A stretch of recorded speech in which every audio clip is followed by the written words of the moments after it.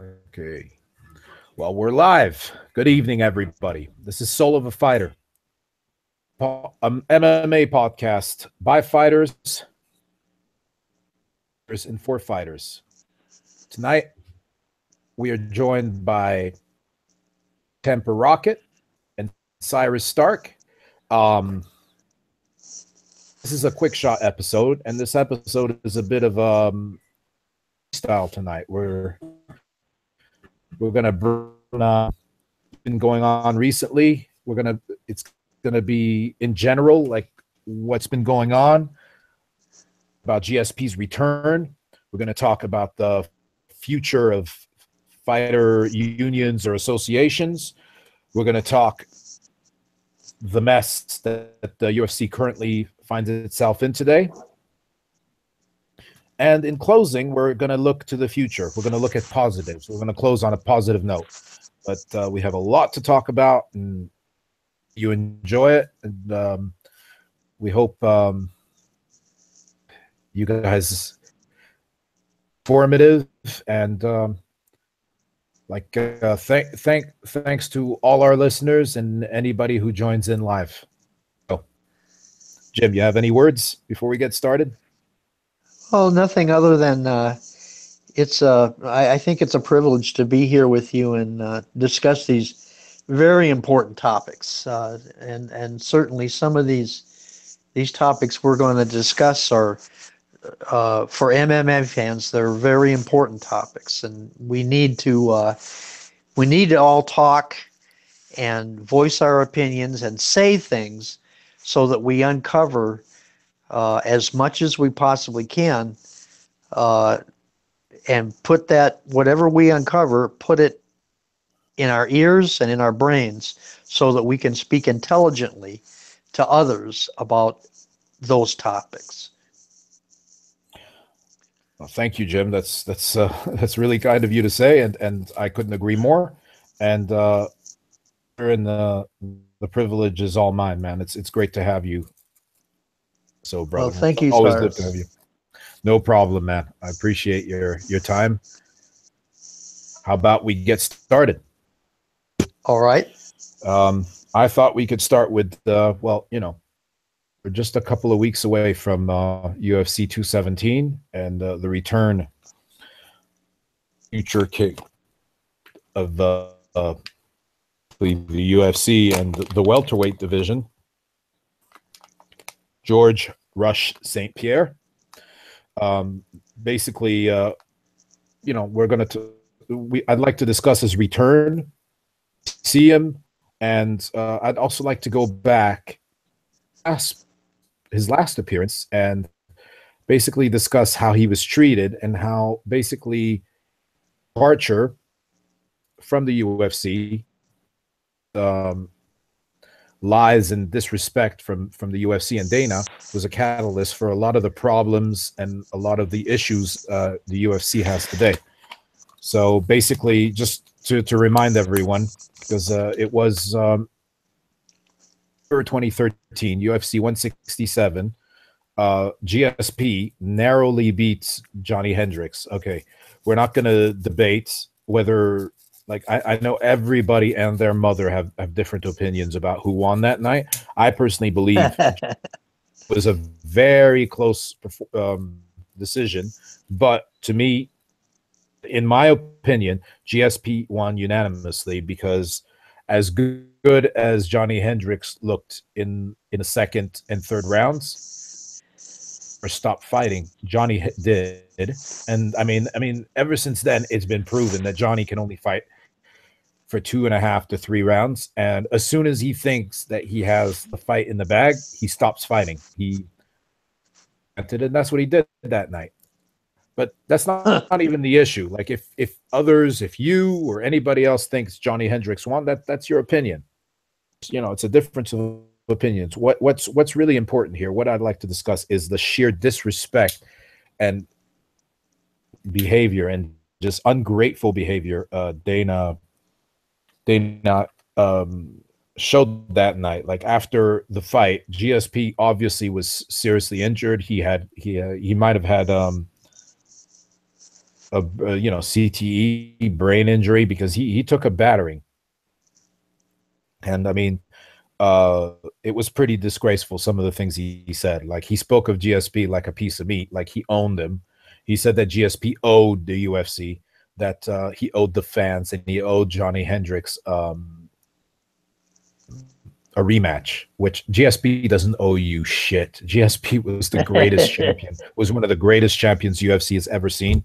GSP never turned down anybody. GSP, distinction and grace and honor.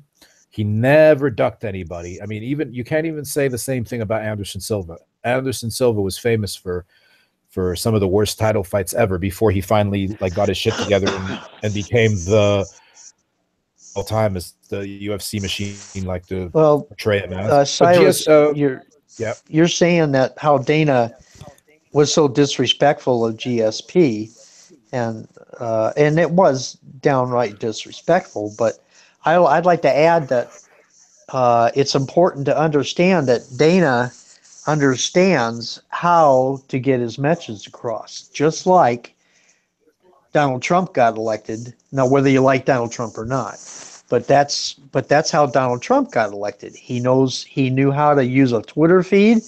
He knew how to apply the media, and whether he was telling the truth or not, whether Donald Trump would spew utter bullshit or not, didn't matter. He knew that it mattered that you heard his voice. And when Dana was bad-mouthing GSP, everyone heard Dana's voice. Nobody heard GSP's voice. So everybody's going to believe what Dana has to say. That's how the media works. Yeah, that's right, but it's amazing because it's really dirty. It doesn't have to be the truth. In the background, you see GSP wanted to. He told everybody that GSP went to the hospital to make it look even worse. He said, "Oh, GSP can't even walk right now. He's in the hospital. He's in an ambulance."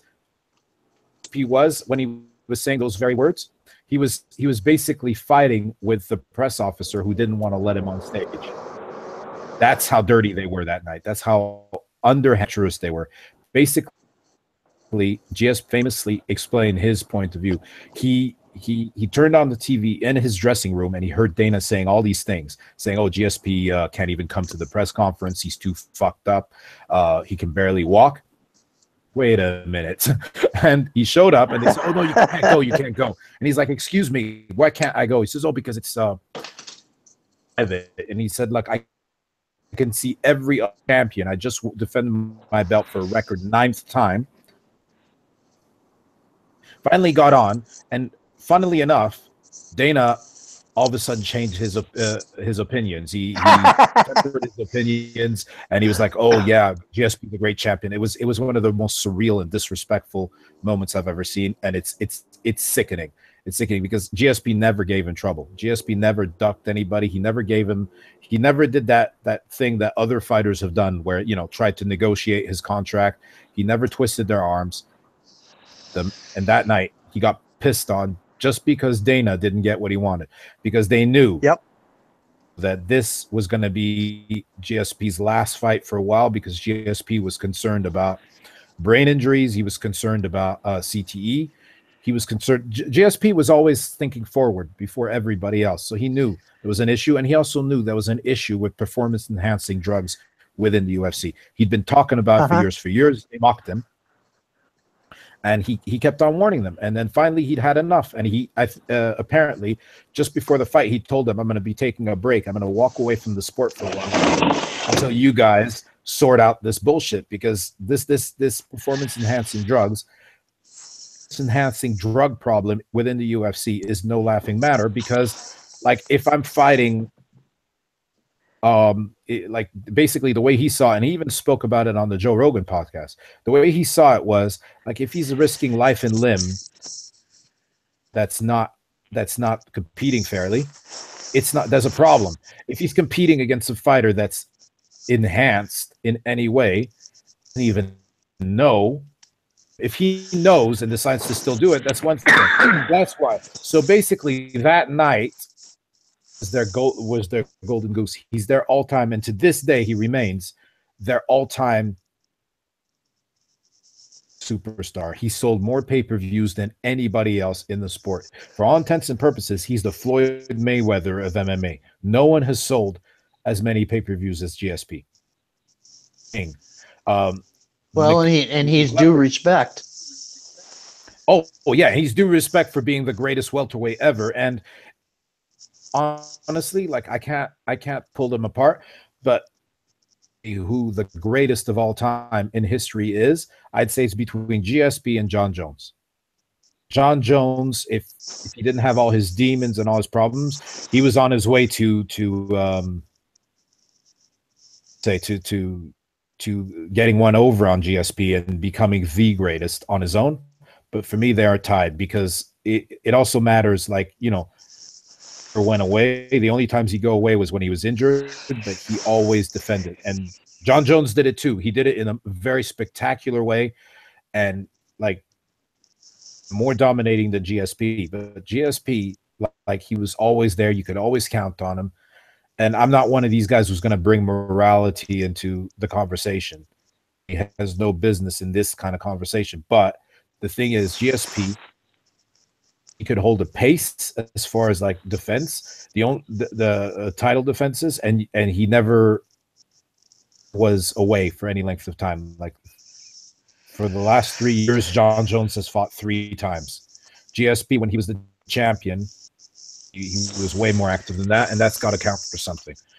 So there you go. And I'm not judging John Jones. I've already made my feelings clear about his failed drug test. I think it stinks to high heaven, and I find it really fresh that Dana comes out today and saying like, "Oh, I've washed my hands of John Jones. He's a fuck up." Because, you know, Dana, when you want to sit on your cloud of judgment and hand out life lessons, you have to make sure that, you know, like, they that live in glass houses shouldn't throw rocks. And Dana could change his mind tomorrow if John Jones can somehow compete again.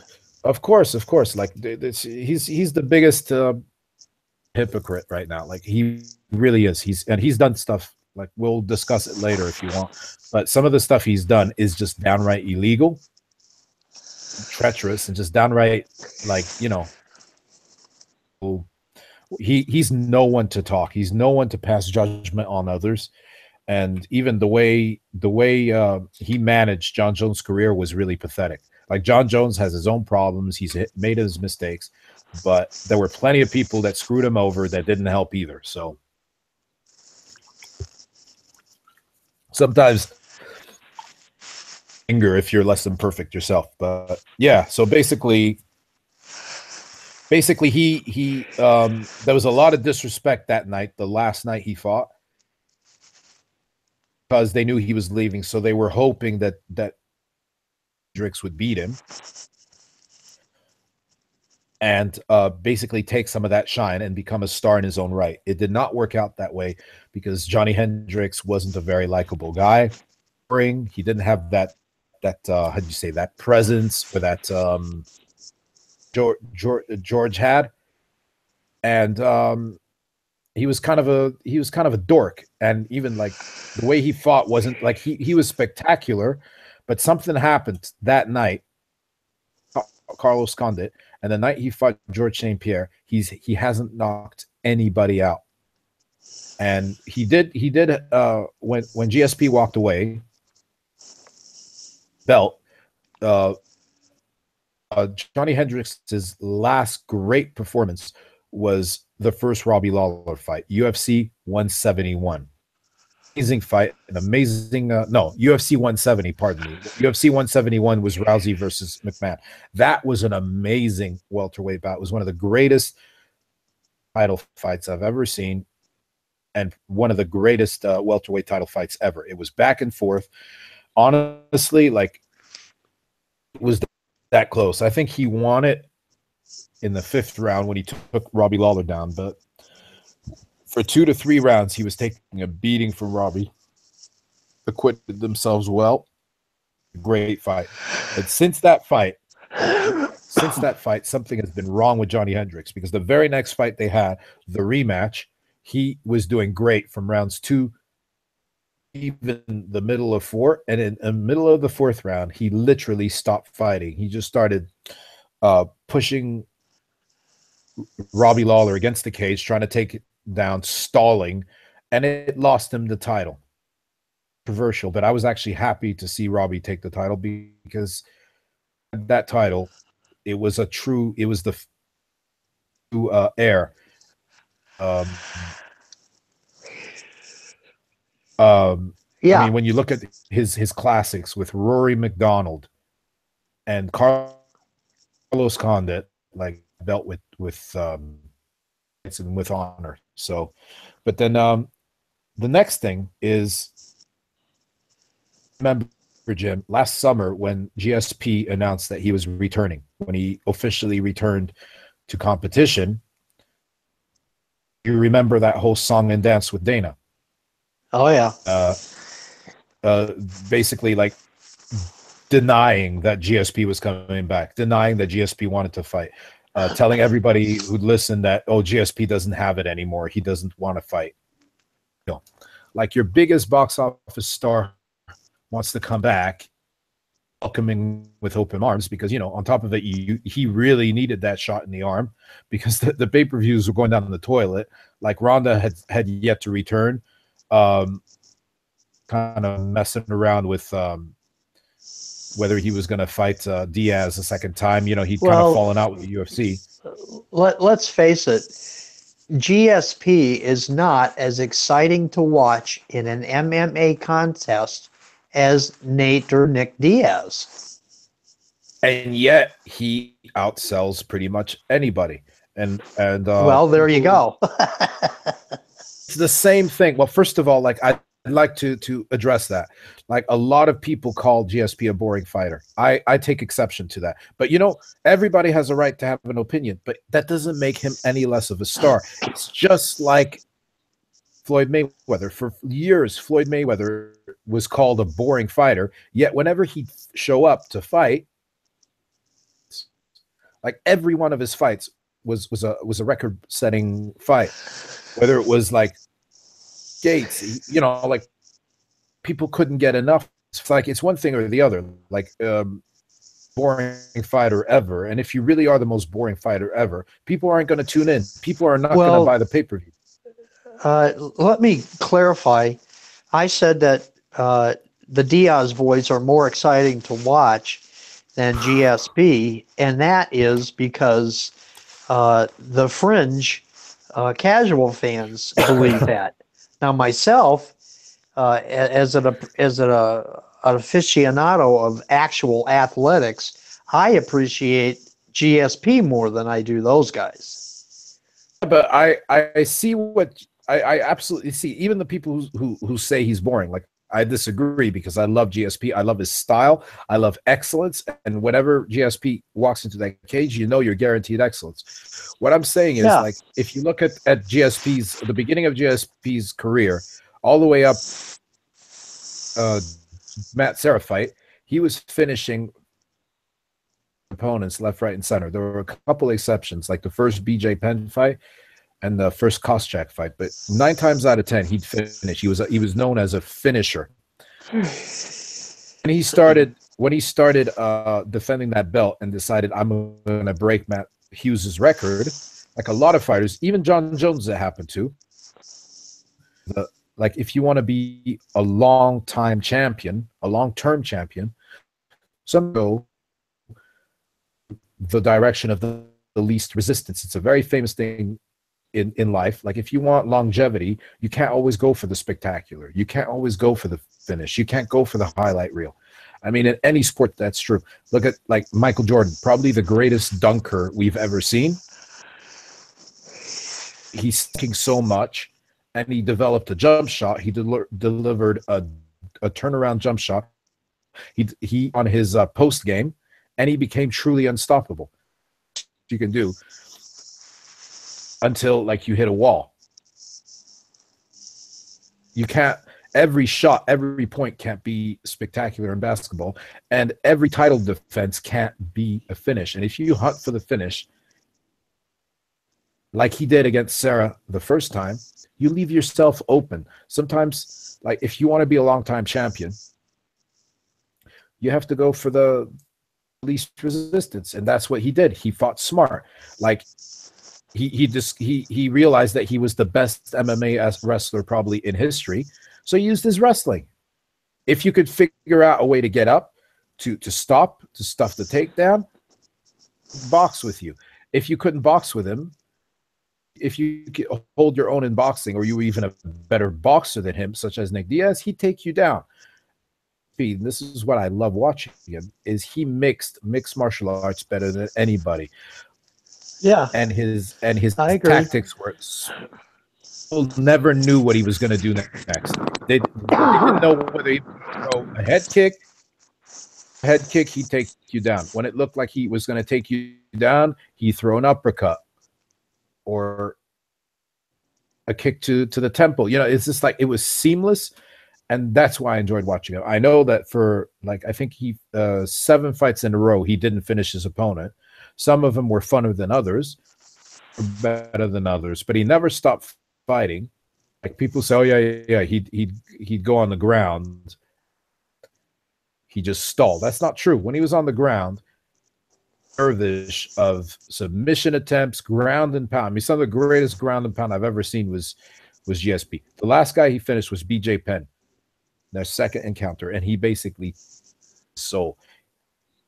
beating that night. He got smothered and he got beaten up. Like by the end of the fight, like he was barely recognizable. So GSP. But then again, I'm a GSP fanboy, so of course I'm biased. But yeah, I agree as well. Like the Diaz brothers, and sometimes it's cost them fights. They're such warriors; they'll just stand with people and go after people, and it has cost. Yeah, them.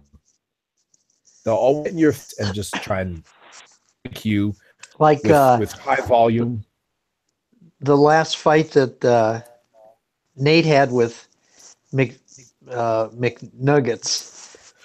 Yeah. Instead of Nate trying to get him down to the ground, he stood there and boxed with him. If Nate could have got him down, it'd have been all over. Exactly, but like he made a mistake that night. I still think Nate should have been. He didn't make a mistake, Cyrus. I think he just wanted to stand and go toe to toe with him. That's what he wanted to do. Remember in the third and fourth rounds, he did try and take him down like 4 or 5 times. Nate isn't a wrestler. He's one of the best Brazilian Jiu-Jitsu guys, and there's a way of taking people down the Brazilian Jiu-Jitsu way. Is you take them, you trip them instead of shooting for a double leg or a single leg hooks, and then you trip him, and that's what he did in the end. By then the fight was over. Like he got him to the ground. He was starting to transition to his back, and it was too late. And that's what he should have done. That's what I think. Like he kept on shooting for a double leg, but Nate is no wrestler. Is a grappler, and when you're a grappler and you try and take people down, there's different ways. And he didn't use those. And I think a big part of the reason was he was exhausted and he was injured. Like he had 2 broken ribs that night. It's just a fact. Like he made that mistake. He went for the wrestler way when he's not a wrestler. Well, when it comes right down to it, Nate just likes to mix it up. Oh, he likes to scrap. That's why they call it. He just likes to fight. And I think he was satisfied for quite a few rounds there just to stand and put a fist into McGregor's face. and boy did he do that, and he did it well, man. It was beautiful to watch. And basically he basically stole McLeprechaun's soul, because McLeprechaun wanted no part of it, man. He turned tail and run, literally. I mean, it was so bad that I've seen GIFs of that. There's still GIFs being posted today in G Plus of McLeprechaun running away from Nate in the octagon. Yeah, and they're saying, "Oh yeah, Floyd does it all the time." No, Floyd doesn't run away. Floyd shifts. He sticks and moves. When you turn your back, a la Alistair Overeem, and just start running, and it's not even like what's his name? His name does it, and the optics look bad, but he's not running. He's replacing himself. He's regaining a position that what's his name? Gustafsson. Gustafsson literally runs, but he's running back to the center of the cage. He's not running away. He's not buying time. Like there's certain fighters you do not want to be up against the cage against, like John Jones. One of his opponents have made that mistake. They get up against the cage. You do not want to be up against the cage against someone like John Jones, because then he just tees off on you, like freakishly long, that his elbows come at you like fists. That's how long his arms are.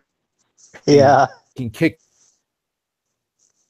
for as he wants. Like look at his fights versus Vitor.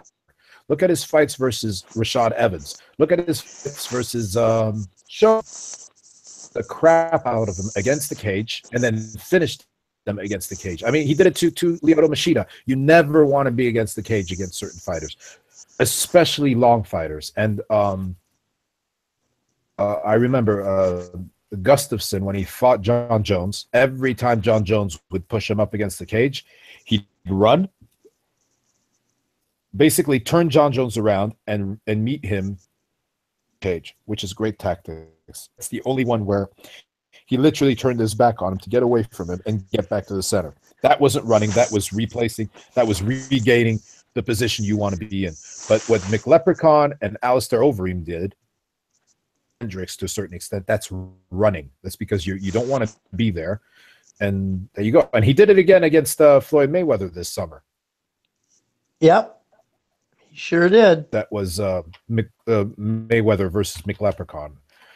And like basically, like I love what Paulie Malignaggi said. Like he basically made it very clear. He's complain about the stopping it early because the referee would have gladly let him. He wasn't fighting back. Fight back, so the referee would stop it. He wasn't running away because he didn't know where the hell he was. Exactly. He had no idea where he was. He had brain damage. He was beating up. And the only reason he didn't land flat on his face, fight again. The ref caught him. He's staggering. Yeah, he's staggering. And he falls into, just before, he's like staggering. And he's actually falling head. But the ropes caught him. And he was off balance. He was done. I mean, he could barely. His legs were gone. It's been stolen because we all know that McGregor has no cardio and he has very punishment. He doesn't have heart for adversity. And as soon as you put him through adversity, he quits. And that's what he did that night. Just like he quit versus Nate Diaz. I mean, Nate Diaz barely had time to squeeze before the guy was already tapping. So for all the shit he talks. Hey, Cyrus, have you got something playing in the background there? That was me tapping on my notes. No, I hear another voice. Hey, man. That's not me. It's the ghost of McLeprechaun. Something. If we listen, we'll hear him. He's trying to tell us that he was robbed. He was trying to tell us that he almost won that fight if the referee Robert had him. But you hear his latest interview. Did you read the transcript or hear it? He basically said he was every time he was about to take over the fight, Robert Byrd would wrestle him, and that robbed him of his cardio. And the other thing people believe that, they're sorry bastards. I'm telling you, there's a lot of sorry bastards around because they're all lapping it up. He even went as far as to say that he nearly dropped Mayweather in the 7th round. Shot, but that body shot, like to him, a body shot is punching someone as hard. Right? Mayweather backed off for a second, tapped his cup, his cup, and looked at the referee and said, "Hey, I'm in the groin," and then got right back into the fight and started taking over. But according to him, to McLeprechaun, that was Well, a body shot that nearly dropped him. And he said it's like it sounds like I don't know what that is, it sounds like Cyrus. and it's weird. We've got but yeah, but like I said, like that's another problem I have with MMA today. It's just too much bullshit. Too much. I've never seen a fighter like McLeprechaun in the sense that I've never seen a fighter who drinks his own Kool-Aid so readily and so completely. Like he is the most delusional ever seen in combat sports. Like usually combat sports is about real. Like you don't get more real than a knockout, than Cyrus, you a head realize kick. that background dialogue is pretty loud. It's not as loud on my end, I guess. It almost sounds like or In fact, it's getting I think it's louder than gone you now. are. That's weird. Like I can hear it, but just is it gone now? Hell no. I don't know what to tell you, man. Like it's not. It's all quiet. Shit. I don't It know what. sounds like somebody talking about a fight or something. Are you sure it's not on your end? Because it's not on my end, No, man. I've got nothing. I've got nothing going on my device. I don't know what to tell you, man. It's really weird. Hold on. Hold on. I'm just closing this. There, it's really loud Uh, now. I swear. I've got nothing else going on. I've got nothing Well, it's playing. it's loud enough. Yeah, I can't It's even hear voices. All I can hear is like Cyrus. I'm telling you that I can hear that as loud as you're talking. yeah, well, I don't know what to tell you, man. It's weird because like on my end there's nothing. Hold on. Let me see if I can do anything. Okay. Hold on. Okay, I'm going to try something. I'm going to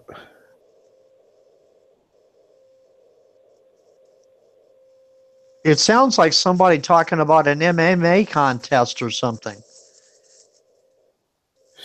That's really weird, man. Like there's only you and I on this podcast and hold on. I'm going to can you Yeah.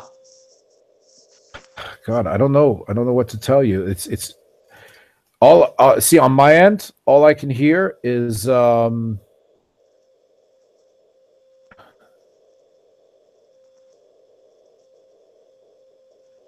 hey, do me a favor, Jim. Do you have multiple windows opened on Do your I have what? do you have multiple windows open on ice by any chance? Hold on. Have a look. Maybe I that's think why I it's coming. closed everything. Yeah, I'll just double check because I closed all my There, windows.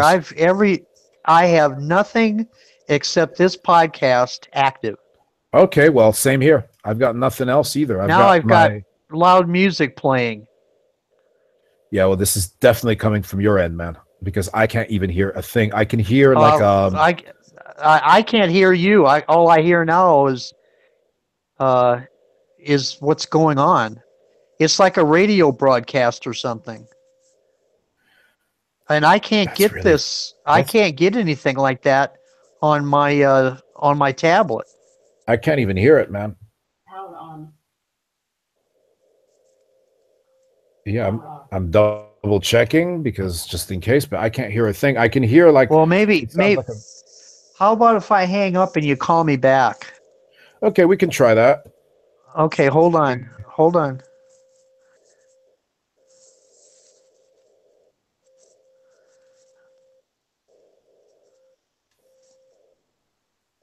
Okay, I'm hanging up now. Okay.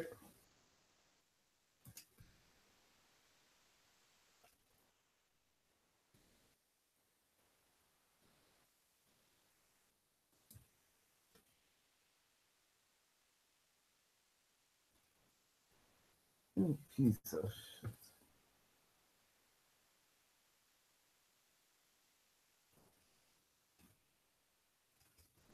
I'm sorry, everybody. Technical difficulties.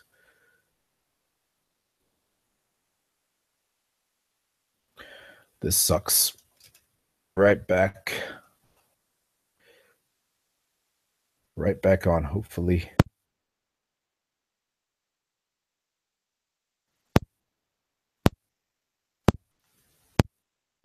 Hello, Cyrus? Hello?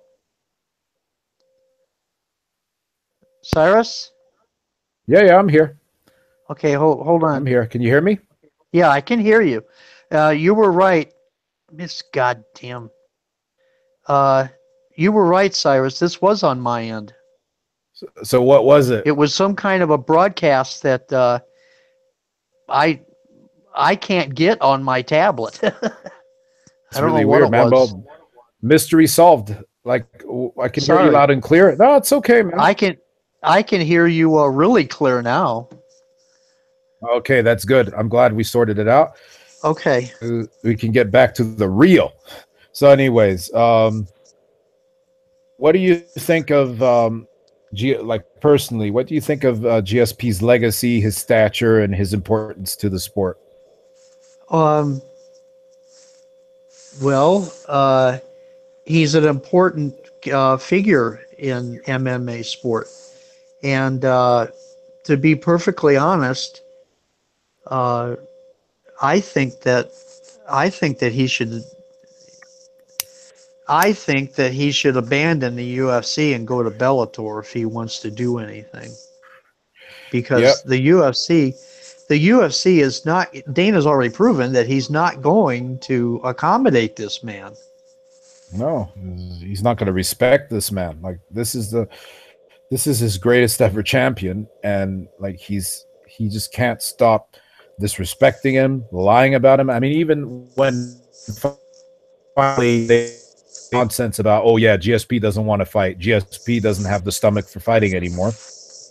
When they got past that, that was all about the fact that GSP didn't want to get screwed over because GSP MMA fighters in history.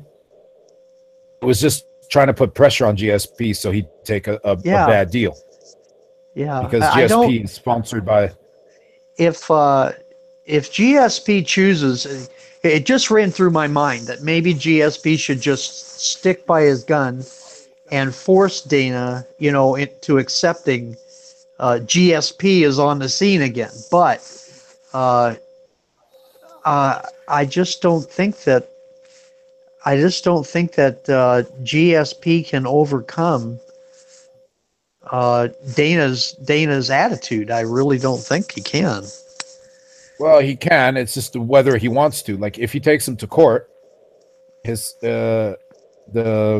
what happened is GSP wanted to fight, and basically the law is like when they sign a contract for fighting, if you don't offer fighter a fight after 6 months, I believe, or 3 months, I forget the exact, but they have a window for you to fight in your division. If they do not do that, then you're a free agent automatically. All right. GSP lawyer, one of the best lawyers in for that kind of stuff, declared himself a free agent, and that's when they activated and offered him a fight. Was Robbie Lawler or Michael Bisping? He chose Michael Bisping, but even then, they still had to screw with him because what they did is they made the fight. GSP had an eye injury. They didn't tell anybody about it. They said, "Oh, we're going to have a press conference," right? But that was the most ridiculous press conference ever because they announced the fight, which was a bullshit fight because, like, over Yoel Romero, Luke Rockhold, Chris Weidman, Jacare Sousa, to make the fight between GSP and Bisping fight or super fight, right? Like GSP going for his second belt, which he's more deserving, but there were guys in line and they screwed them all. But then they didn't even announce a date. They didn't announce that they were going to be fighting. Well, Time I people think were that like, was "What?" because Bisping was still getting over his injury. Yeah, well, he I don't wasn't. think. That was a lie. That was a lie because Well, basically I he th- I th-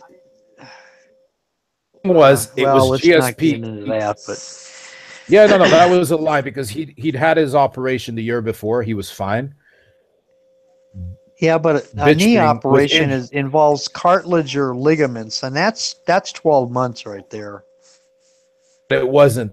It wasn't a real knee operation because when GSP around, he wanted to fight. When GSP wasn't around, all of a sudden he had injuries, and that so-called knee injury, it was just what's it called? What do they call it? Keyhole. You know, it's the one where they just go into your knee and clean out. It was his knee wasn't injured. Oh, There was arthroscopic surgery. and that takes a matter of minutes. They go in there, they vacuum out like not the ligament, sorry, the like there's some Cartilage. out of place. They vacuum it up, and it's nothing. It takes nothing to get. And he'd already done it 3 months before. You understand? And Well, those kind of surgery.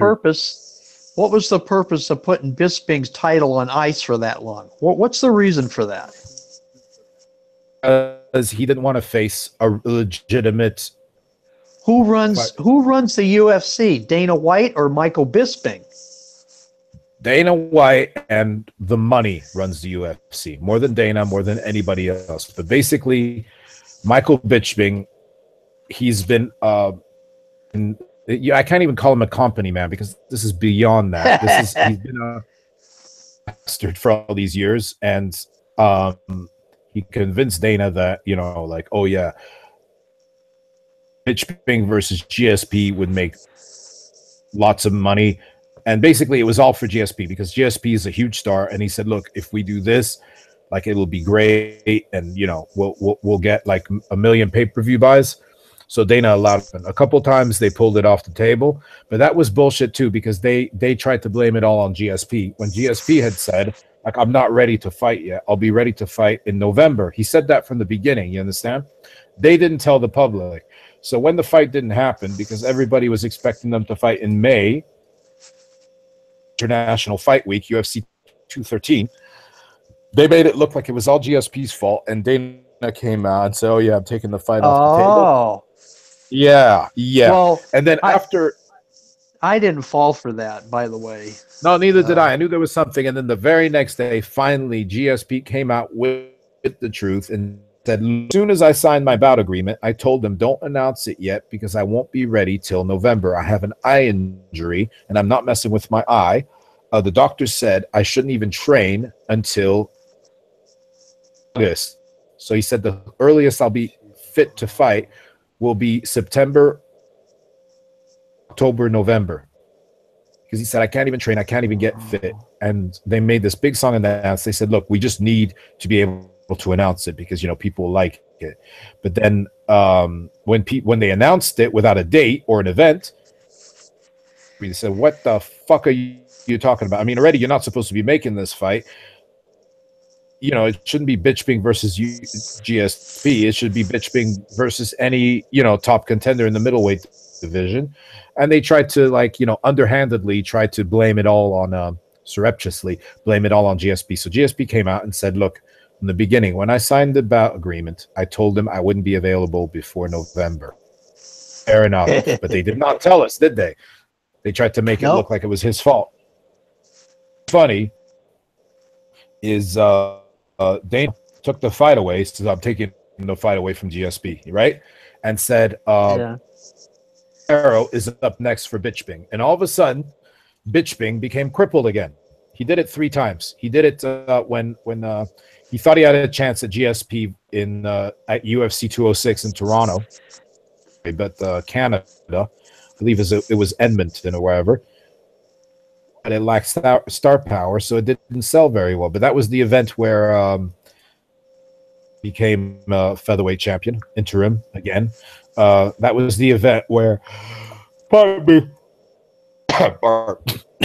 still dealing with a cough. Daniel Cormier was supposed to appear versus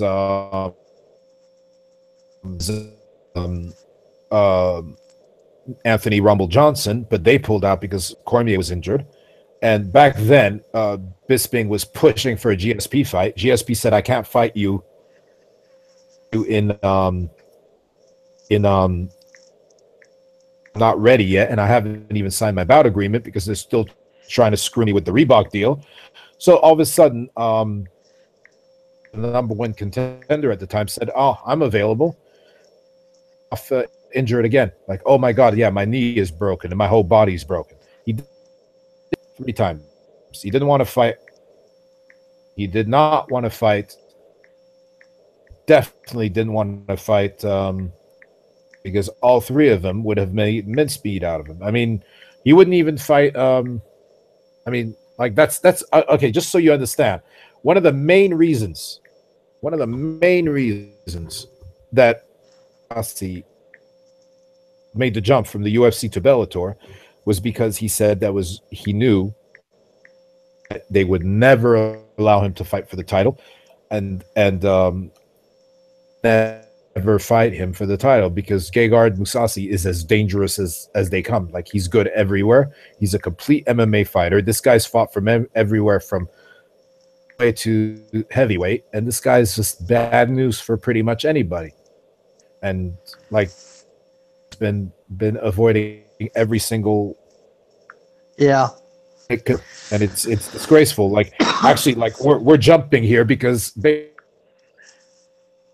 one of a mess today because of stuff like that, because like, fighters aren't fighting who they're supposed to be fighting. They're looking for the easy way out. They're looking for the easiest fights that will make them the most money.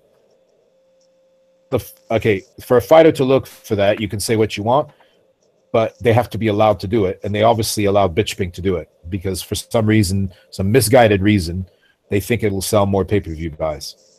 Like, yeah, well, essentially, it's going to put more money in their pocket.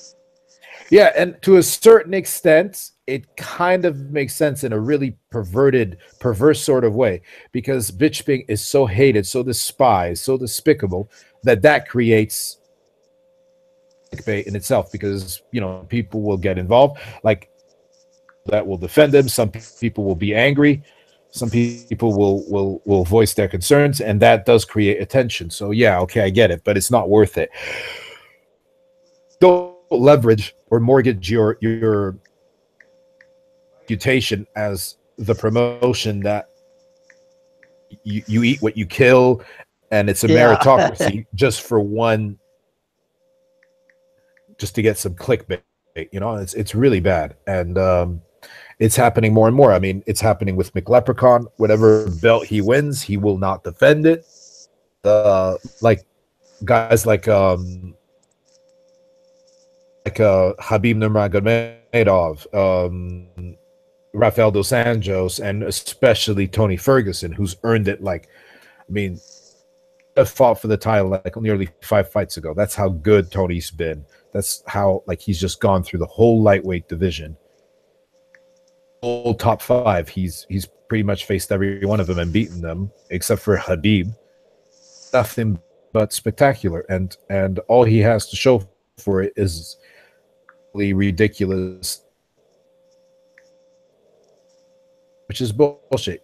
Like, stripped a long time ago, and should rightly be wearing the real belt. And I mean, even that interim belt is the real belt, because McLeprechaun just won't fight a contender. He didn't do it at featherweight. Avoid doing it at lightweight, and like, we were talking about off air, like, he's probably going to do everything he can to make the Paulie Malignaggi fight. Yep, I really believe that.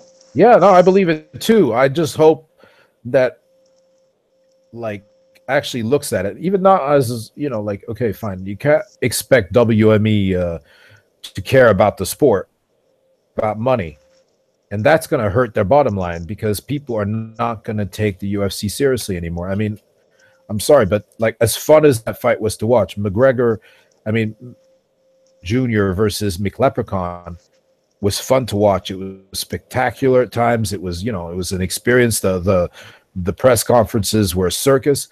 But at the end of the day, that was not a fight. That was nonsense. That was an absolute exhibition. An exhibition. Yeah, it was a circus of douchebags, a circus of, just reprehensible behavior. The right people The right people with the right money for pay-per-view wanted it. So Yeah, so there you go. Uh, I will never, pardon me, yawning. Charge a fighter his money. Like, go ahead, and make your money, but don't sell me a pig in lipstick because it's still a pig. You know what I mean? You can put as and to much top it lipstick. off, Cyrus, I think Paulie will try is if they fight, Paulie's going to try to clock his ass. Oh yeah, and I mean, I know who I'm picking. Like I think it if could they be a fight in a war. box, the most ridiculous thing I've heard is McGregor to make an MMA fight with Paulie, and that's just ridiculous. Like, no, Paulie, you want to fight Paulie, you box. And honestly, Paulie has no knockout power. He's the first one to admit it, to tell you, I have no knockout power. What was great about Paulie was he had balls and he had heart for days, for years. And he got in with some of the most dangerous, nastiest punchers, and he stood toe-to-toe with them. I mean, he fought Miguel Cotto. He's not a big guy. And to make things worse, he has hands that make Floyd Mayweather's hands look like I mean, I followed his whole career because I really enjoyed watching him fight, and I always admired him. But I mean, this guy, the fight he had, like 9 times out of 10, he'd break his hands, and both his hands, they'd shatter, and he just punched them with the stump. If he ever fights McGregor in boxing, I fully expect him to because he's just that kind of fighter. I expect McLeprechaun. You think who will knock who out?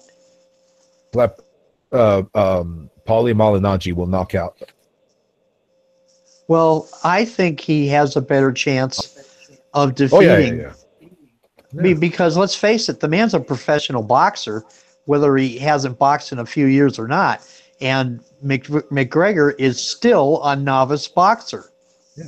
And for all his lack of power, his lack of punching power, and his brittle hands, he is a former 3-time world champion. He's a very intelligent fighter, and he's the best thing about Paulie was his heart. He was tough as nails, and he didn't back down from any challenges. So yeah, he's got heart. McGregor. Maybe it goes to a decision because it's true. Paulie Malignaggi hasn't finished anybody in a long time, but like when you look at McGregor's cardio, that embarrassing cardio, like he'll gas out. He'll gas out. And Paulie, like, remember, gas out in that fight against Mayweather because Mayweather was accommodating. Mayweather just stood right in front of him, walked him down. Yeah. He didn't have to look for the punch. Against Paulie, he'll have. Floyd was headhunting. That's the first time I've ever seen Floyd fight, and I thank him for it because it was a lot of fun to watch. Flip anything. I mean, those punches were coming at him so slow, but he just proved the point that, like, all that talk of touches people, they go down. No, stop the bullshit. He caught him with a beautiful uppercut in the first round, like hard with his left hand of doom, as they call it, and Floyd ate it like. Yep. Touch the rainbow, taste the rainbow. That's what Floyd's got a jaw, that's for sure. He's got the best chin in the business. I've never seen a chin like his, and he's caught shots from way bigger guys, way more powerful guys, like some of the heaviest hitters in boxing. He took shots from Oscar de la Hoya. Oscar de la Hoya had some power to him. He had snap to his punches. He took shots from Cotto. Not so long ago, that Cotto had the most devastating body shots in the business. He took shots from Pacquiao. Didn't throw very much, but he took Pacquiao's, and he also took shots from. Look at the list of fighters he's fought. Like, they're all around the way. Like, even say Cyrus, you're fading out, man. All right. Hold on. Let me see what I can do. Can you hear me better now? No. Damn it. Yeah, there's some more noise. more white noise. Uh, And well, I it's can not hear you a my little sound. better now. Okay. Well, let's. So basically, yeah, that is something that's seriously wrong with. Well, you know what? We'll just jump to it. Like the UFC's in a mess. Like we were talking off air, they have financial problems because the people who bought it were paid for it, and they know nothing about the sport. Like they're getting rid of some very good people who helped UFC and Zuffa run smoothly, and most importantly, they're not meeting their deadlines for their payments to pay back. So all those people that invested, like those the people like basically WME clients, such as Serena Williams, such as Berg, they weren't happy with their investment. They invested a lot of money. They asked for it back. The UFC now has to leverage their future even more. They have to borrow to buy these people out. The Zuffa boys, as I call them, the Fertitas, have been bought out completely. They have nothing UFC again. And same is true for Dana. Like basically, the way I see it, some of the biggest culprits, the mess the UFC finds itself in today, are like guys like for his attitude, for the way he treats fighters, for the way he talks fighters, the way he disrespects fighters. It's not a good look, and it doesn't make you look like a serious promotion when you do that. The Reebok deal was really bad because elite fighters are leaving in droves or are catching up every day. Every time Gegard Mousasi or Lorenz Larkin or Benson Henderson leave, or Rory McDonald, who's arguably the greatest welterweight, the number one pound pay for weight welterweight business right now, to Bellator because they weren't willing to pay him properly, and they weren't treating him right. So all these guys are at Bellator, and they couldn't be happier. And Bellator, heck of a welterweight division, one of the best middleweights in the world now, in Gegard Mousasi, like was on his way to fighting for the title on merit. I also think USADA is to blame because they're corrupt and they're not treating fighters fairly. They have double standards in the way they treat certain fighters. Like Lyoto Machida had to sit out for 18 months. Fighters, they test positive or they fill a drug test, and USADA will for him. Let him get away with murder, playing favorite. And that's not a proper because everybody should be treated equal. Era is a joke. Like half the money fights they're trying to sell us on aren't even money fights. I mean, already money fight doesn't mean shit to me. I think to me is super fights, and the super fights they could have made for years, they've neglected to make. Like GSP versus Anderson Silva had to happen, or versus Fedor should have happened years ago, 10 years ago. So now, Boy, Anderson, did Anderson Silva retire? no, he hasn't retired yet. I think it's gonna come really soon. I actually have a feeling that next month he might retire because next month he's facing Kelvin Gastelum. Okay. There's a very good chance that Kelvin Gastelum retires him. Gastelum is nasty. He's a badass. I mean, look what he did. I mean, Kelvin Gastelum retired Tim Kennedy.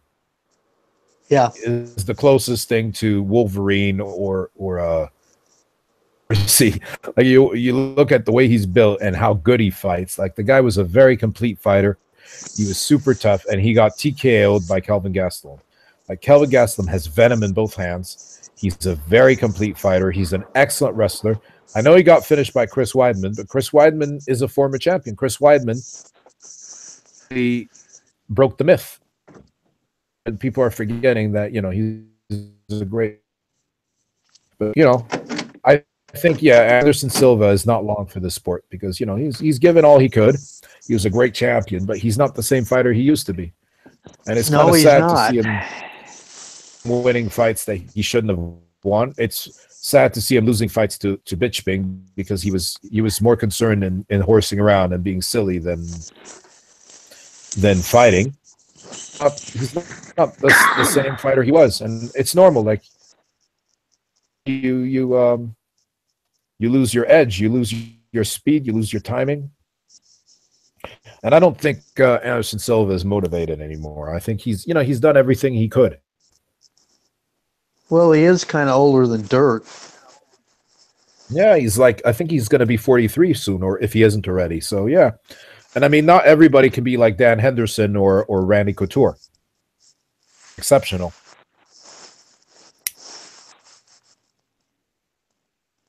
They stood into their 30s or late 40s, but like not everybody can do that. And it's at a certain point it also becomes focus and desire. And I don't think I do think Anderson Silva enjoys fighting. I don't think he desires that edge anymore where he'll do anything for the win. So yeah. To me, like if you want to add anything, the reason the UFC is in such a mess is because they all jumped on that idea of the money fight. But half the money fights they've put through this year, they lost money. So if you're obsessed with one thing, yeah, go ahead. They keep this up, and as it stands right now, there's just a very few MMA artists in UFC that I care to follow and pay attention to. And if with this McGregor crap and all this sensationalism and WWE sensationalism, that does not appeal to me a bit. And I can't say that strongly enough, and I can't say it often enough. I like preaching. I enjoy MMA, the sport, and I have no use for any of the glitter, including things like weigh-ins and standoffs and crap like that. I want to see the action in the octagon. That's all I care about. I don't care about all the rest of that Dana White bullshit. I have no use for it. Amen to that. You're preaching to the converted, my friend, because basically, like when you go steak, you order the steak. You don't order the side dishes. Like the side dishes are nice. They make they enhance the steak. But if all you're serving people are the side dishes or the garnish or the then it becomes boring.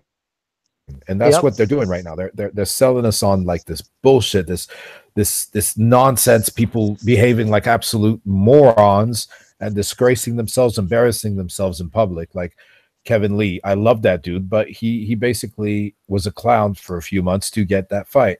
And I appreciate the fact that he admitted it after the fight, Ferguson, because he said, like, if I hadn't behaved like a kinds of fool, I would have never get that fight. So, I understand him. I don't hold it against him, and I don't hold it against most fighters.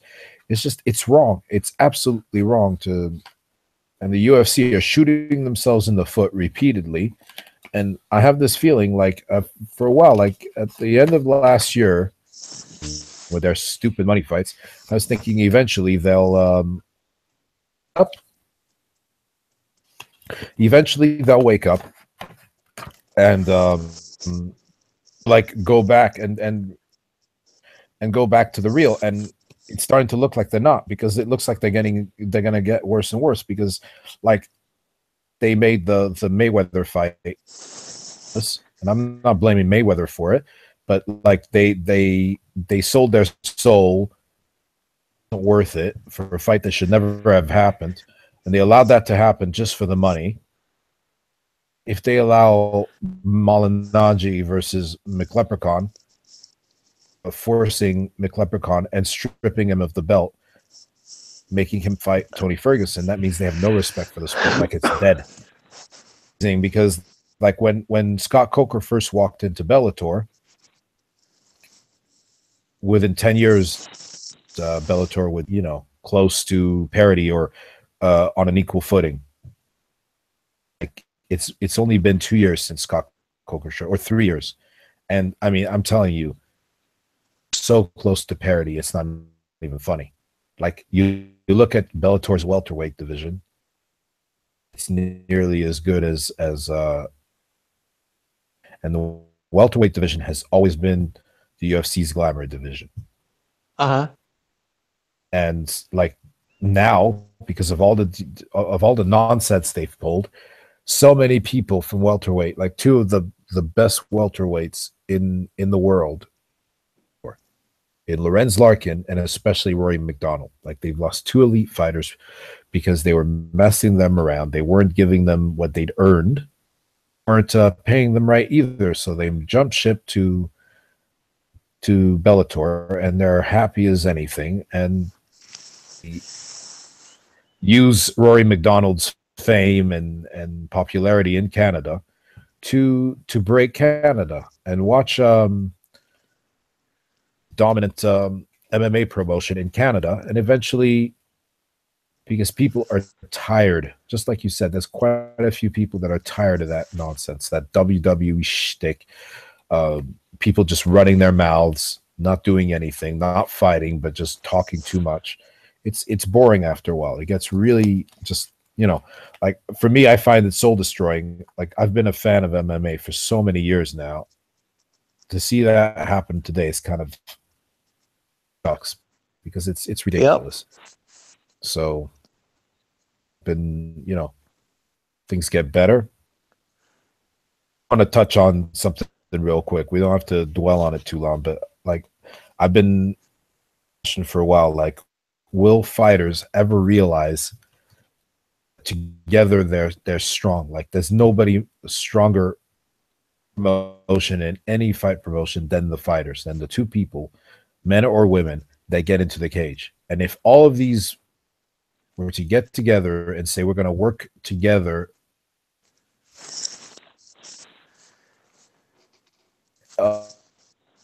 you know, equal money, like we want to renegotiate your deals, like all that money that you're keeping and keeping them from fighters, that's not right. And that's why I'm looking to the, you know, like I'm wondering. Well, as it stands right now, Cyrus, if the UFC decided to give the fighters more than 17% of the gross, which they do now, they definitely won't make their loan payments. That's where I disagree, because if you paid fighters what they should be paid, like 50%, fighters are happy. They will do you favors. They will take short notice fights. They will agree willingly that they shouldn't fight or that are dangerous to them. Right now, nobody's doing anything. Everybody's sitting out because they're tired. Like that shit doesn't work. Like for years, the UFC used to say, "Oh, that's all we have. We don't have any money," and they didn't. They could lie because nobody knew the truth. Now that the UFC sold for 4.5 to 4.6 billion, all these old articles of Dana saying, "Oh yeah, we make billionaires out of you guys and stuff," which is just ridiculous. So you're absolutely right. Like the thing is, like sometimes you have to spend money to make money.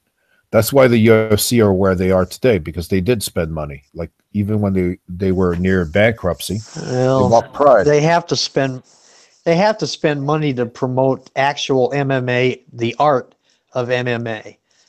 They don't have to spend money to promote money fights. Because that kind of promotion doesn't take much money to promote. Promoting That's actual true. MMA artists costs money initially, but they get the money back. Yeah, but even like, for example, invest into more and treat fighters right. Fighters would be more than happy to do them favors. Fighters would be more than happy to promote.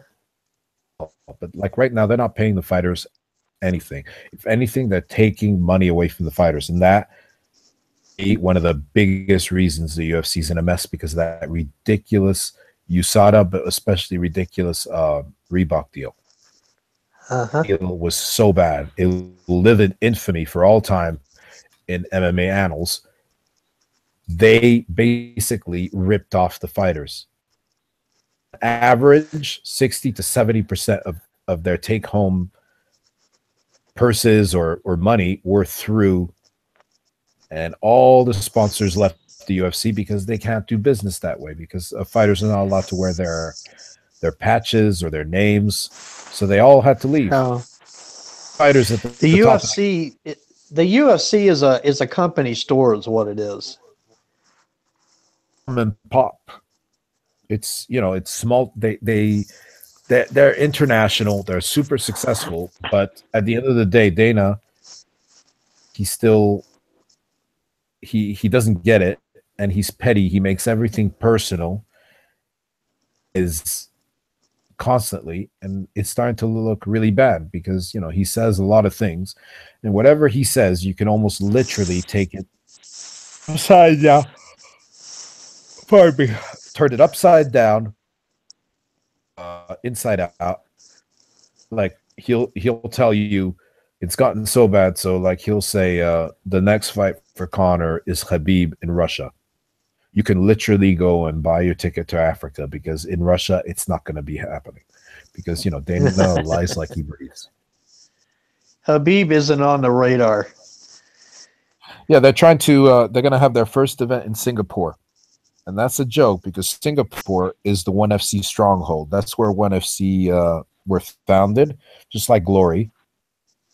It's a Frenchman. It's a French banker who watches some of the biggest trust funds agencies in the world. So he's got plenty of money.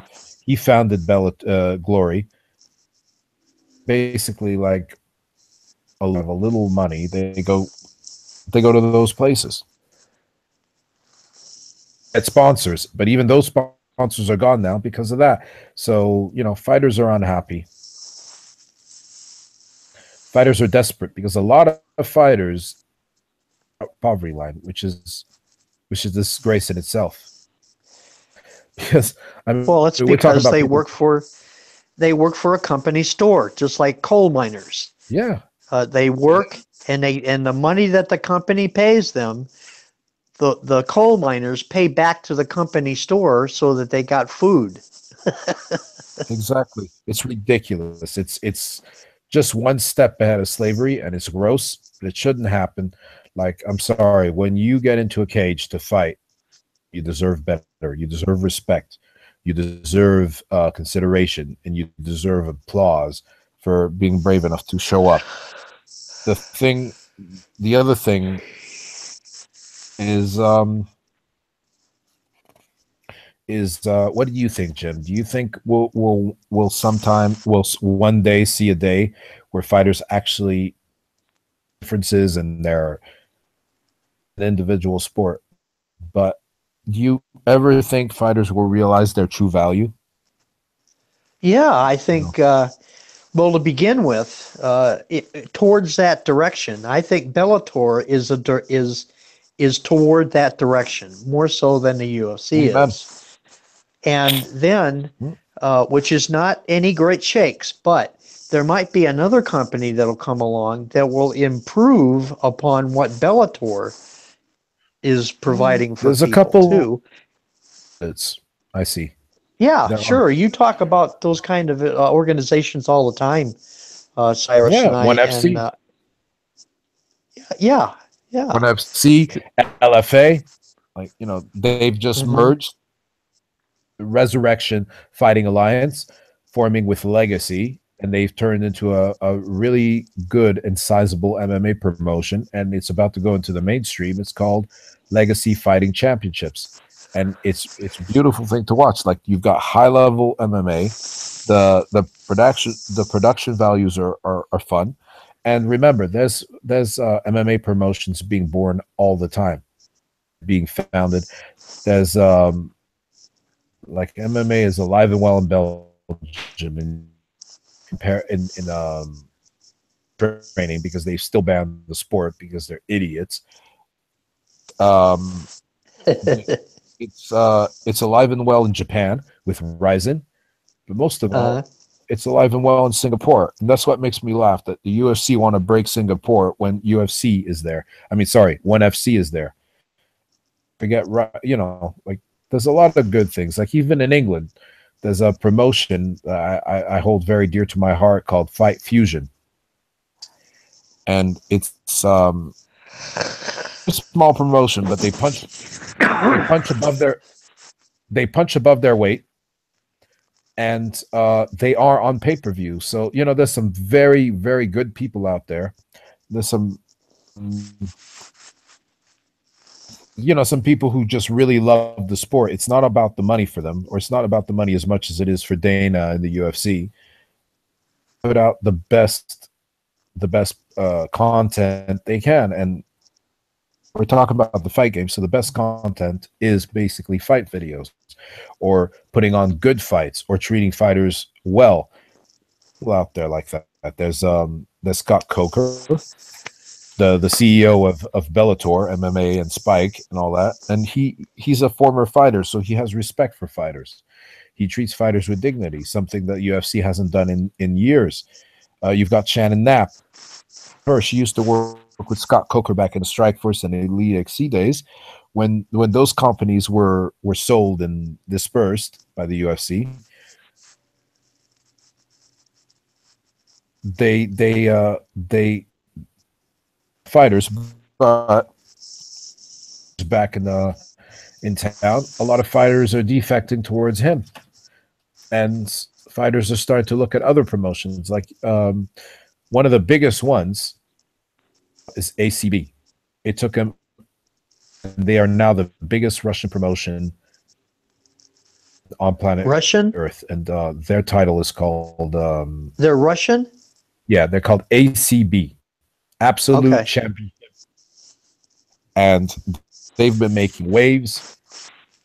And their tagline is "Less show, more fights," and it's really like if anybody's interested in watching their events, they hold an event every week, sometimes twice a week, but every week they have and you can watch all of that from beginning to end live. Your tablet, and it's called. And you go onto their website, and you can literally, even better yet, if you have a good phone, download the app for your tablet, and you can watch fights all day. And every event is live on Fight TV, so you can actually follow the live event. What's the name of the app? Fight TV. Okay. TV, and you can find that app on iTunes, or more importantly, Google Store. Okay. And it's not just ACB on there. Like these guys are going aggressively after every fight promotion, whether it's boxing, whether it's kickboxing, whether it's Muay Thai, whether it's MMA. So there's a lot to be had. There's a lot of good things to see. Fights to see. So it's not just all about the UFC. It's about, like I also see hope, because there's some very good people out there, former fighters, and I always forget his name, but there's a senator who used to compete in MMA, fight in Congress to get not so much legalized, but as recognized as a sport and be protected. And he's also fighting for fighters to have rights. Hence, like basically, whether you fight for the UFC or not, you should be able to fight anywhere else if you want to. UFC is a promotion. It's not, like when it comes to that. And that's why I hope I see the day when fighters finally get out of their own way, band together, stick together, and when it comes to negotiating, they negotiate as a group. Because currently, they're getting about 9% of what the owners are getting. The executives, like the executives are filling their pockets while the fighters bleed and get injured and get concussions. Pocket millions, hundreds of millions, and that's unacceptable. You've got fighters who can't even afford a phone. Really? Yeah. You've got fighters who are homeless, like Patrick Cummings was literally homeless. Carla Esparza had to sell her motorcycle to me, and those are two champions, former champions, like great fighters, Wow. people who deserve better. Yeah, wow. While Dana makes like 25 million a year, it's not right. That's the 25 thing. million. Yeah, 25 million a Jeez. year makes. He gets nearly the same money as the commissioner of the National Football League. There you go. Yeah, if I'm not mistaken, idiot Goodell is worth. I mean, it makes about 40 million a year. Who's that? Goodell? Goodell, yeah, he makes about 40 Yeah, million I bucks a think. year. Well, that was 1 year. He doesn't make that much actually every year. That 1 year he did make that much. Yeah, but like as a commissioner, it's not right. Like he shouldn't double or triple in value when being like it's less now because whatever ridiculous. It's a promotion. It's not a company in the sense that they have employees. The fighters aren't treated like employees. The only times they're treated like employees is when the UFC is trying to impose something on them, like the USADA deal. But Uh-huh. that's why like it's important for fighters to get together and form an association, because if there was a fighter association that way, they could have blocked it. They could have stopped it. That's why I'm hoping for the day where fighters finally get out of their own way, because especially when I no when these blood and guts fights, which I love, I enjoy, I live for those. I always have a twinge of regret or sadness because I wonder like these guys aren't going to get paid more than 50 grand, and they just took out chunks of each other, and their life is their quality of life might be affected. But what really bothers me is going to make more money off of those fights, or any executive working within the UFC are going to make more money off of these guys who just bled and fought for our entertainment then I mean, they're going to make people who will never enter a cage, who have never entered a cage, will make more money than the fighters competing, and that's just unacceptable. Parity. If anything, like I'd be happier with the Led Zeppelin format. Like basically, Led Zeppelin changed the game in the sense that you want us to perform in your stadium or your concert hall, we want 90% of the proceeds, and that's how. Like I'd be happy with that, but I'd settle for 50-50. Because right now, UFC fighters are making less than 9% of UFC's total revenue, and that's just terrible. It's just it's just unfair. It's not right. Okay, and we basically talked about pretty much everything we wanted to. We just jumped around. Yeah, but like in closing, like what would you like to see? Not just like, let's forget the UFC for a moment, like just the sport of MMA. What would you like to see? Like what are you looking forward to? What? Well, I guess if you're asking me the question, what am I looking forward to? I'm looking forward to the day when I can watch quality MMA artists, not barroom fighters, but MMA artists practicing the art of and practicing martial arts in an octagon without all this WWE glitter and noise and trash talk and that's what I'm looking forward to, Cyrus. I really want that bad because right now, as it stands, the only events or the only matches that I'll watch in an MMA event are the people that I know and like. So as far I as hear you. trying to watch or wanting to watch up and coming guys, I'm really not interested because uh, they're many times they're a bunch of trash talkers, and I don't care to see them. Um, That's true. I just want some sport. I don't want all this sensational crap. Yeah, That's what I'm looking basically, forward to, Cyrus. you want more Stephen Wonderboy Thompson. You want more Lorenz Larkin. You want more Damian Maya. And I can't blame you for this. I want more GSP. I want more Joanna. I want more Mighty Mouse. I want Valentina, more of that stuff. Yeah, I want people men, that are serious MMA artists, not trash talkers. That's what exactly. I want. That's what I I want. couldn't agree more. I Oh, love a good like the you mentioned Valentina. Well, that match that she was just recently in, that was a damn good match between her and Nunes. It had a lot of it was good. It was art. I liked it, and I want to see more of that stuff. I really do.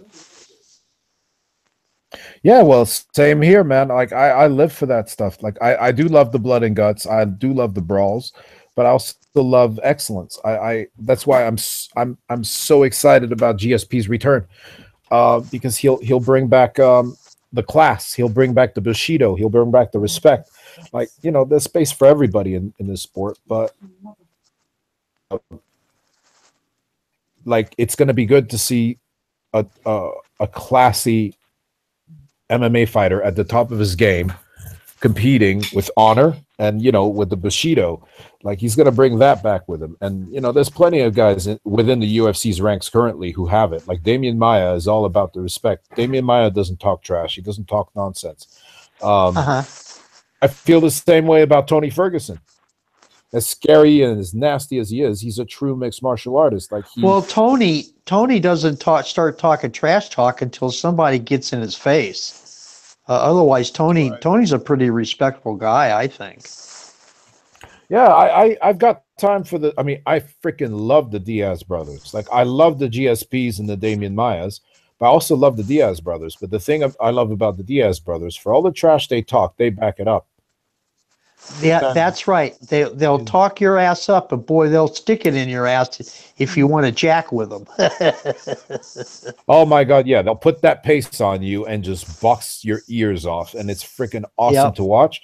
And after the fight, they're Yep. just as respectful as everybody. They got an edge to them, but there's nothing thuggish or underhanded about them. Like they'll talk trash to the best of them, but they'll talk trash to you because they want to fight you, and they'll fight you. Well, we're talking about the Diaz brothers, and we both know that they talk trash. Okay, fine. We know that going in. Before I go to watch either Diaz brother, I know what I'm going to get. Then I have a choice. Do I want to watch this or not? You know, many times I do, but because they're talented. But most of the time, I just got no need for trash talk. Don't need it. Yeah, well, most of the time I agree. It's just like sometimes I'll make an exception. Like the Diaz brothers, no problem.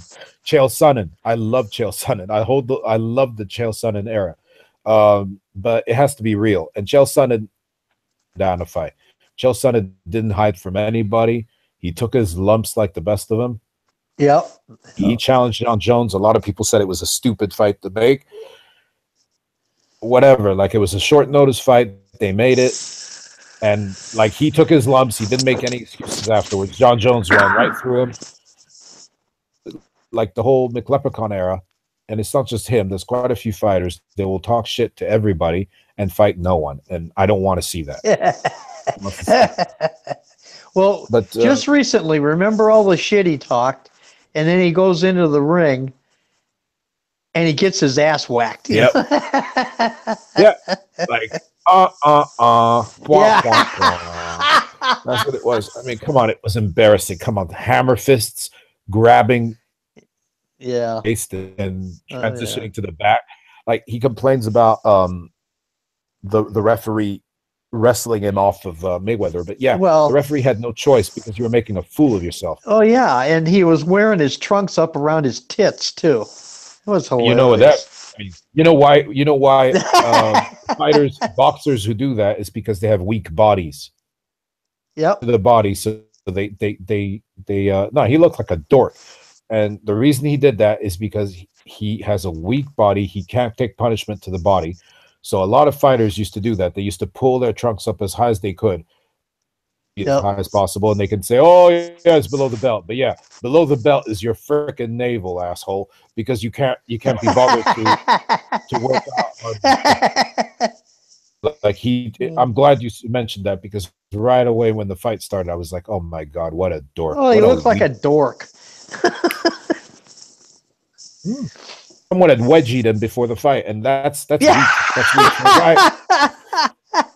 Oh no. No, but it's the truth, man. Like, look how high it was. Just like he said, it was almost up to his tits, and it's embarrassing, man. Like, if you're a tough guy, God. all that shit, if you talk all that smack, and you even use racial epithets, I'm not going to call him a racist. I do not believe that he's a racist, but he did use racially motivated cuss words and comments, like calling Mayweather boy was completely classless and Well, stupid. it's But anything. He'll do anything for money. Let's face it. obviously he'll whore himself out for money, and that's why a lot of Yep. people call him out on that, say you're a prostitute. Yep. Like that's why I love Tony Ferguson, and he will not cross it for all the money in the world. That's why I love Yep. GSP, because he will keep his dignity. He will dignity and respect throughout. Like Bisping has been insulting him, accusing him of using steroids, getting really personal. He's kept this cool. They're gonna meet in the cage, and GSP is gonna knock his head off, and that's why I love Dan Henderson. Dan Henderson is one of my all-time favorites, but I mean, right up at the top. And even I think he has a case for being the greatest ever, because you look at the way he carried himself. You look at the people he beat. He was the real concurrent double champion. Like, he held the welterweight and the middleweight belts in Pride concurrently. He did it the hard way. He didn't do it through talking. Like, Dan Henderson doesn't have anything to say, and I love it. He lets his fist do the talking, and he always has. Yep. And I hope we have Yep. more fighters like that. And I hope, more importantly, they have plenty of fighters like that.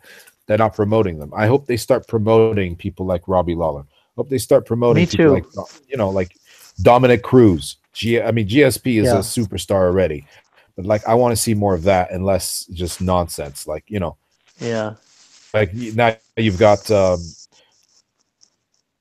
I don't know if it's true. I hope it's not true, but I heard the UFC are pushing for Jimmy Manuwa versus David Haye. This fight, that's disgraceful. Seeing MMA fighters competing in boxing, like Cody Garbrandt just yesterday called out McLeprechaun he said, if you don't want to face me in a cage, right? And like, this guy actually is worth your time. Golden Gloves boxer. So is Stipe. You do have some very talented boxers in MMA. They're not like on the same level as the top boxing, but they could actually do some work. I honestly believed he'd do better than he did. He looked good, like trading punches, but he couldn't even punch properly. It was embarrassing. I don't know what happened that night, but it was like, team, man, what a joke. What a joke. Easy work, Connor. Easy work. Tactics, man. But anyways, like, personally, what I want to see, I'd said I want to see real fighters getting what they deserve. I want to see a day where John Jones or Nunez or the Diaz brothers can fight anywhere they want. Booker's already made that happen in Bellator. Like, a lot of the reasons fighters signed for Bellator was not just because the money was better; it was also because they had the freedom. Like, Gegard Mousasi is a kickboxer. I think something like nearly 20 kickboxing from K1 and other kickboxing promotions, and He said, I'd like to kick and do that. He can fight in Glory if he wants. He can fight in Bellator kickboxing. He can go and fight in Lion Fight, which is the biggest promotion in America. And then he can fight in Ryzen in Japan. And he can fight, and he'll fight in Bellator. That's great. And I want a time when, you know, the fighters get together, win that court case, and get the act as, I mean, there's holes in the Ali Act, but at least the Ali Act, if the Ali Act gets implemented for, it starts covering MMA fighters, the UFC will no longer be able to block fighters from fighting elsewhere. Wants to box, he can box. If Amanda Nunes wants to fight for the Bellator bantamweight title or have a super fight with the Bellator female champion, she can do that, and that's a real super fight. You know, things like that. I want to be able to see John Jones fight wherever he wants, whether he like next fight in Bellator or in ONE FC or in Ryzen or in LFA. He should be able to do that. Like basically, promotions should bid just like in boxing for the highest. You know, whoever bids the highest wins, and like, you know, fighters, because they'll get paid better, they'll have more rights, and they'll have freedom to navigate. So I look forward to the day when fighters finally wake up and realize that the real power, like together, they're as strong as anything because they are the talent. And people don't buy the pay-per-view for Dana. View to see, you know, all the, like we were talking earlier, the fixins, they buy it for the fighters. So I look forward to the day where fighters finally realize what they're worth and start. I also look forward to the day where, you know, like fighters get what they deserve. Like if you fought the division basically, and you fought like the whole top 5, like Tony Ferguson has, and beat them all for a title. I want a day where thing is not allowed to happen, because if he wants to do that, then he gets stripped. I look forward to that too. I look forward to doing many more podcasts with him and Roberto from Fight Book MMA. There you go.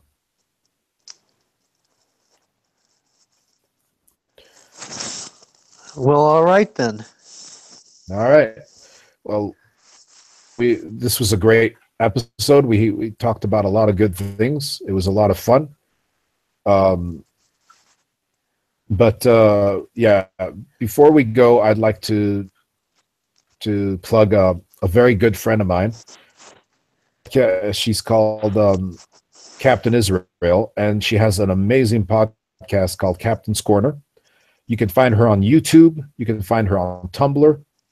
Is Jewish politics, and as well that goes by the same name.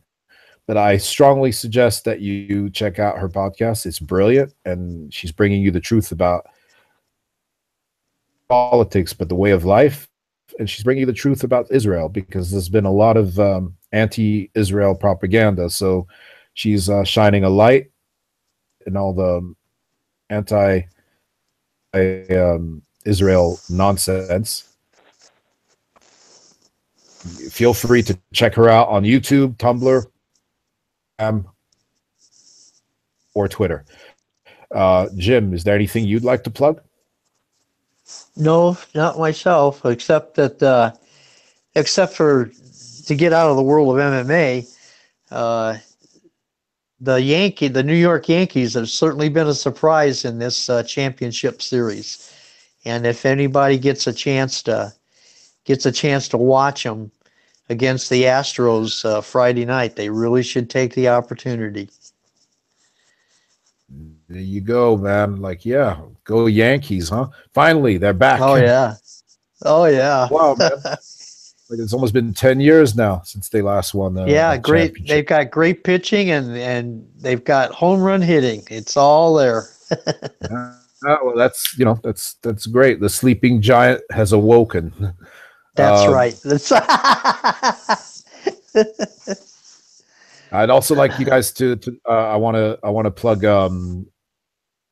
Watch on Facebook and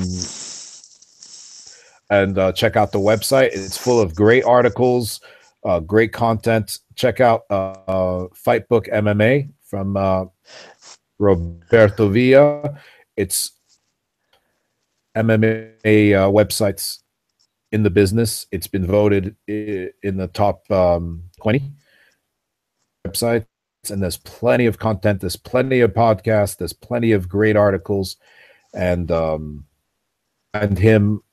You can find that website on Google Plus. You can find it on the website fightbookmma.com. And yeah, I think that's our podcast. I think it went well, Cyrus. Oh well, I'm glad you think so. Like, if you liked our feed, I mean our content today, feel free to like and subscribe on YouTube. We're gonna start uploading on SoundCloud again. We're gonna try and upload on Stitcher and Player FM, as well as iTunes, as soon as we can. And we're gonna in the new year, we're gonna start having fighter interviews and MMA personalities. So it's gonna be a lot of fun, great content. So you guys sounds exciting. Yeah. Well, Jim, I guess it's time to say goodnight, huh? Well, I think it is too. Well, hope you guys enjoyed it. Thanks for bearing with us. Cyrus Stark, we're out.